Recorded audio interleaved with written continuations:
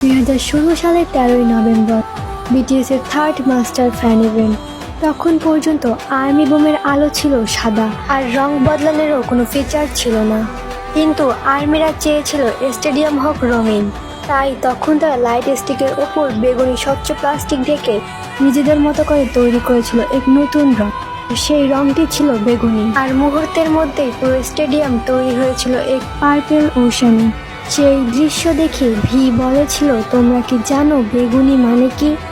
বেগুনি হলো রংধনুকের শেষ রং, মানে আমি তোমাকে শেষ পর্যন্ত ভালোবাসবো আর বিশ্বাস করব। মূলত এই কথাগুলো থেকেই সৃষ্টি হয় আই পার্পেলে, ভালোবাসা, বিশ্বাস আর একে অপরের পাশে থাকার প্রতীক। এখন থেকে প্রতি 13ই নভেম্বর বিশ্বজুড়ে আর্মিরা উদযাপন করে বোরাহেডে, যেখানে বেগুনি মানে শুধু রং নয়, এটি বিশ্বাস, ভালোবাসা আর একসাথে থাকার প্রতিশ্রুতি।